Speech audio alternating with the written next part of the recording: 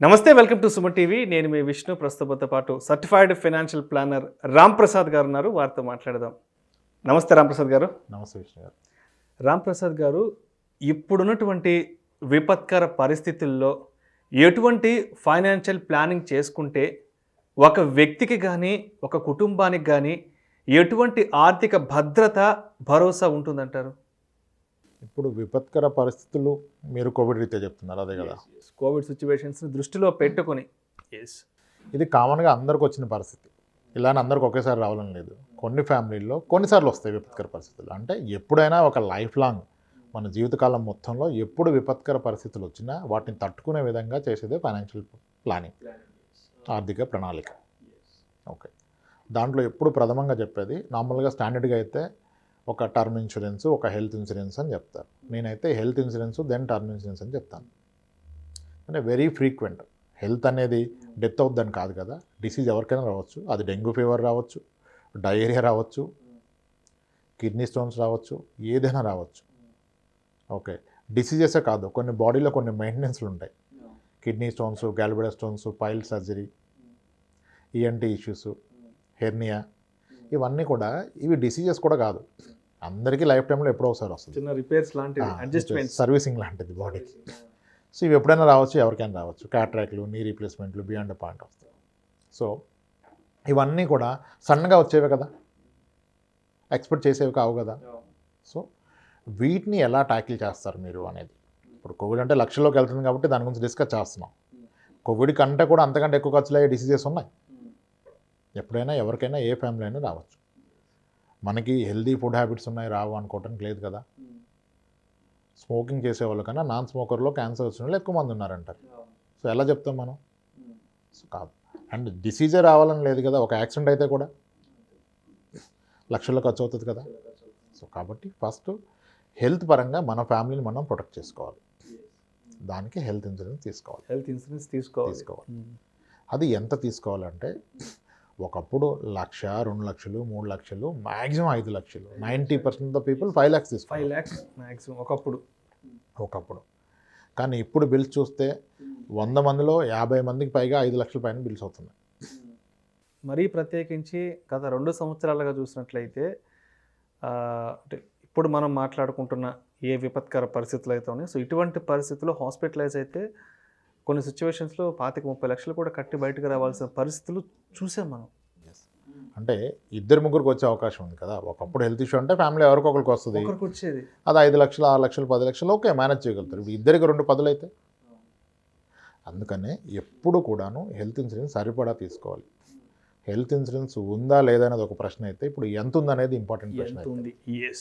Yes, ఇక్కడ అందరు తప్పేం చేస్తారంటే 5కి మించి ఎందుకు, 10కి మించి ఎందుకు అన్నారు. లేదు, హెల్త్ ఇన్సూరెన్స్ కూడా 50 లక్షలు ఆ పైన పెట్టుకుంటేనే అది సరైన ఇన్సూరెన్స్ అవుతుంది. ఆ రోజు టెన్షన్ లేకుండా, వేరే దగ్గర అప్పు తీసుకోకుండా, కొంతలో కొంత మనం హాస్పిటల్లో ట్రీట్మెంట్ ప్రశాంతంగా చేయించుకోవచ్చు, అట్లీస్ట్ చేయించుకోగలుగుతారు. ఇప్పుడు అందరు emergency fund, contingency fund, 6 months salary ఉండాలంటారు. అది ఈ ప్రాబ్లం సాల్వ్ చేయలేదు కదా. ఇప్పుడు 50,000 సాలరీ ఉంటే 6 నెలల సాలరీ, 6 నెలల ఇన్కమ్ అంటే 3 లక్షలే. కానీ హెల్త్ ప్రాబ్లం వస్తే 30 లక్షలు అవ్వచ్చు కదా. సో మీ కంటింజెన్సీ ఫండ్, ఎమర్జెన్సీ ఫండ్ కన్నా కూడాను health insurance is most important. So అందుకనే ఫస్ట్ ఎవరినైనా హెల్త్ ఇన్సూరెన్స్ సరిపడా తీసుకోండి, సరైన ప్లాన్ తీసుకోండి. ఎటువంటి రిస్ట్రిక్షన్స్, సబ్లిమిట్స్ లేకుండా, నాన్ మెడికల్ ఎక్స్పెన్సెస్ కవర్ అయ్యే విధంగా, రూమ్ రెంట్ క్యాపింగ్ లేకుండా, కోపేమెంట్ లేకుండా తీసుకోండి. ఎర్లీగా తీసుకోండి. ప్రాబ్లం వచ్చాక హెల్త్ ఇన్సూరెన్స్ కావాలని ఈరోజు లక్షల మంది ఎదురు చూస్తున్నారు. ఎవరికి ప్రాబ్లం వచ్చాక హెల్త్ ఇన్సూరెన్స్ పాలసీ ఇవ్వరు. మరి ఇంకెందుకు పాలసీ అంటారు? ఇంకెందుకండి, మీకు ప్రాబ్లం లేకపోతేనే పాలసీ ఇస్తారు. కార్కి ఏ ప్రాబ్లం లేనప్పుడు ఇన్సూరెన్స్ ఇస్తాడు. ఒకసారి యాక్సిడెంట్ చేసి బంపర్ పోయింది, ఇన్సూరెన్స్ ఇవ్వమంటే బంపర్ కవర్ చేయని అంటాడు. డోర్ ఒక్కటే పోయింది అంటే డోర్ కవర్ చేయని అంటాడు. అలానే హెల్త్ కూడా ఏ ఇష్యూ లేనప్పుడే ఇస్తాడు. అందరు చేసే తప్పు ఏంటంటే, నాకు హెల్తీగా ఉంటే తీసుకోరు, హెల్త్ ప్రాబ్లం వస్తే కావాలంటారు. అప్పుడు ఎవరు ఇస్తే కండిషన్స్ పెడతారు. అప్పుడు నాకేం ఉపయోగం అంటారు. మరి వాడికేం ఉపయోగం? వాడు చేసేది వ్యాపారమే కదా. హెల్త్ ఇన్సూరెన్స్ ఎందుకు ఇస్తారు? వాళ్ళేం చారిటీ రన్ చేయట్లేదు కదా. సో కాబట్టి health insurance is most important అండి. ఈ కండిషన్లో హెల్త్ ప్రాబ్లం రావడం ఒక ఎత్తు అయితే, దానివల్ల అయ్యే ఖర్చు కూడా ఇంకో పెద్ద ప్రాబ్లం కదా. ఇప్పుడు ఈయనకి మనోధైర్యాన్ని ఏది ఇస్తుంది? నాకు ఇన్సూరెన్స్ పాలసీ ఉన్నది అనేది ధైర్యాన్ని ఇస్తుంది. ఆ ధైర్యం కోసమే తీసుకునేది, వాడతామని కాదు. వాడకపోతే ఇంకా హ్యాపీ కదా. వాడితే హ్యాపీ అని కాదు కదా, చాలామంది తీసుకుంటారు 2 ఏళ్ళు వాళ్ళది కాబట్టి 3 ఏట ఆపేస్తాడు, 4 ఏట ప్రాబ్లం వచ్చేస్తుంది, అప్పుడు ఉండదు. సో హెల్త్ ఇన్సూరెన్స్ అనేది ఒక ధైర్యాన్ని కొనుక్కోవటం, ఒక భరోసా, కుటుంబానికి భద్రత, భరోసా. అదొకటి. మొదటిగా హెల్త్ ఇన్సూరెన్స్ అది సరిపడ. ఇప్పుడు 100ల కొద్ది ఆప్షన్స్ ఉన్నాయి, సూపర్ టాప్ ప్లాన్స్ ఉన్నాయి.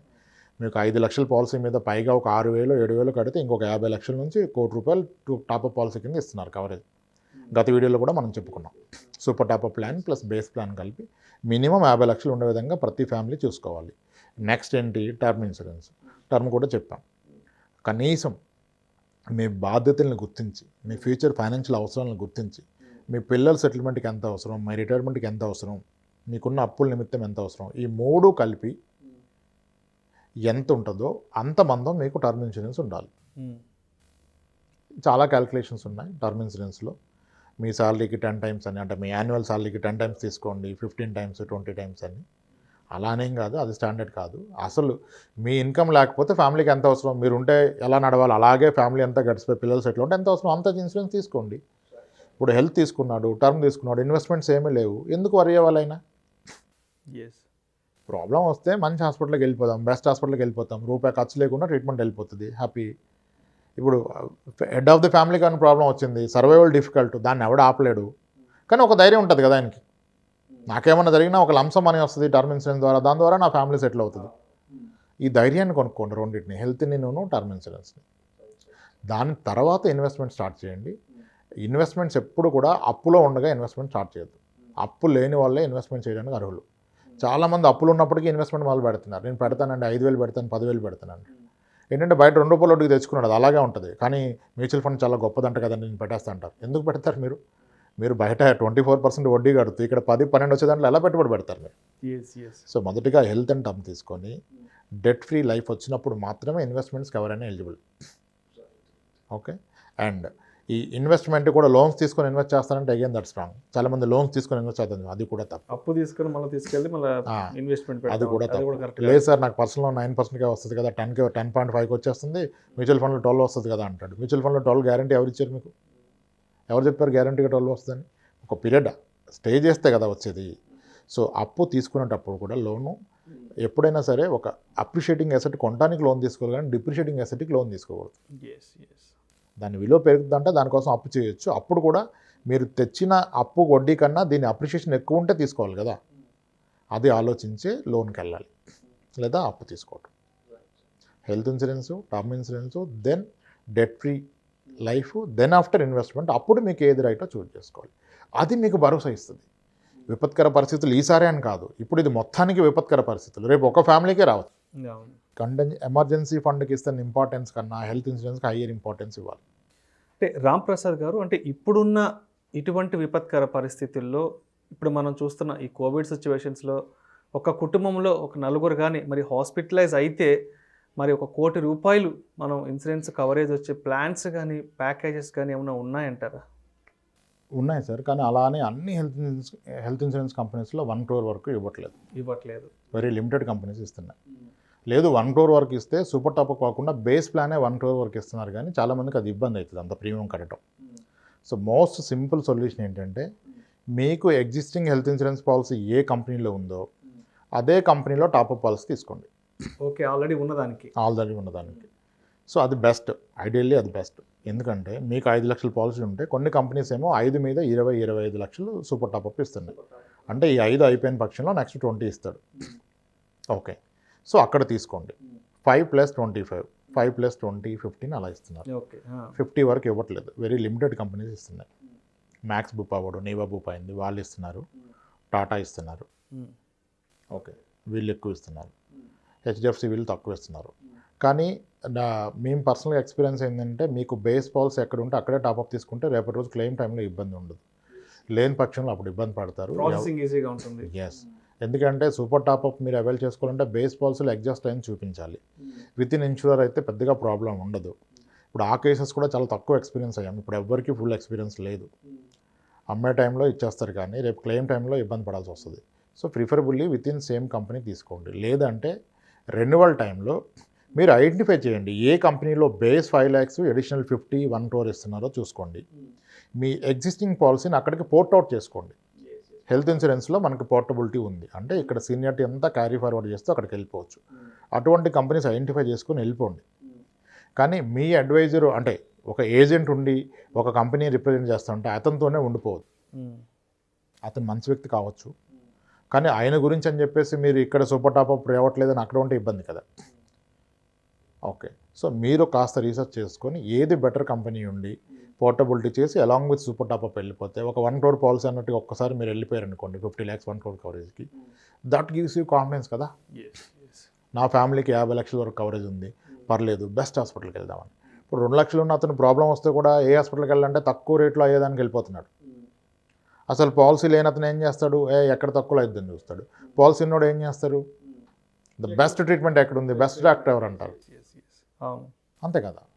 ఇప్పుడు కోవిడ్లో కూడా సిమ్టమ్స్ తక్కువగా ఉండి ఇబ్బందులు లేకపోయినా సరే పాలసీ ఉన్న వాళ్ళు హాస్పిటల్ కానీ ప్రిఫర్ చేస్తున్నారు.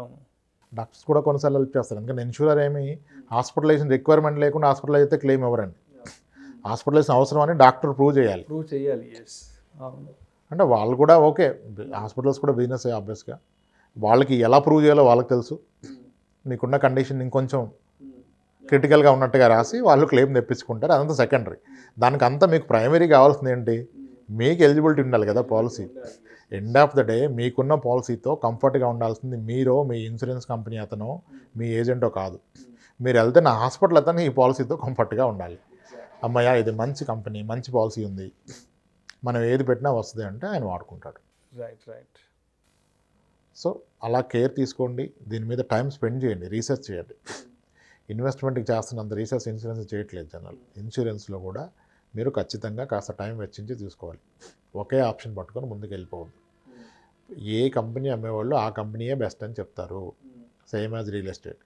ఈ వెంచర్ అమ్మే అతను నా వెంచర్ యావరేజ్ అని చెప్పరు, మాది బెస్ట్ వెంచర్ అనే చెప్తారు. అలానే ఇన్సూరెన్స్ కానీ మ్యూచువల్ ఫండ్ కానీ ఎవరైనా అలాగే చేస్తారు. మీరు కాస్త రీసెర్చ్ చేసి ఏది బెటర్, మీకు ఏది రైట్ అనేది చూజ్ చేసుకొని వెళ్ళండి. మీరు వెళ్తున్న హాస్పిటల్ కూడా కన్సల్ట్ చేయాలి. మీరు హాస్పిటల్ అతను ఒక సజెషన్ అడగొచ్చు, సార్ ఏ కంపెనీ బాగుంటుందని, ఆయన చెప్తారు, అది తీసుకోండి ఖచ్చితంగా. ద బెస్ట్ జడ్జ్ ఎవరంటే మీరు వెళ్తున్న హాస్పిటల్లో జడ్జ్ చేయాలి, మీకు ఏ కంపెనీ కావాలో అది చూసుకోండి. అండ్ హైయెస్ట్ కవరేజ్ అనేది మీరు చూడాలి, హాస్పిటల్ అయినా చూడు ఎక్కడ హైయెస్ట్ ఇస్తున్నారు, అలా చూజ్ చేసుకుంటే ఇబ్బంది ఉండదు. ఇంకా thank you so much Ramprasad గారు. ఇప్పుడున్న విపత్కర పరిస్థితుల్లో ఎటువంటి ఫైనాన్షియల్ ప్లానింగ్ ద్వారా ఒక వ్యక్తి కానీ ఒక కుటుంబం కానీ ఆర్థిక భరోసాను, ఆర్థిక భద్రతను ఏ విధంగా ఏర్పాటు చేసుకోవాలనే అంశం గురించి ప్రేక్షకులకు మీ విశ్లేషణ ద్వారా చాలా అద్భుతంగా వివరించారు. Thank you so much sir. Thanks అండి విష్ణు గారు.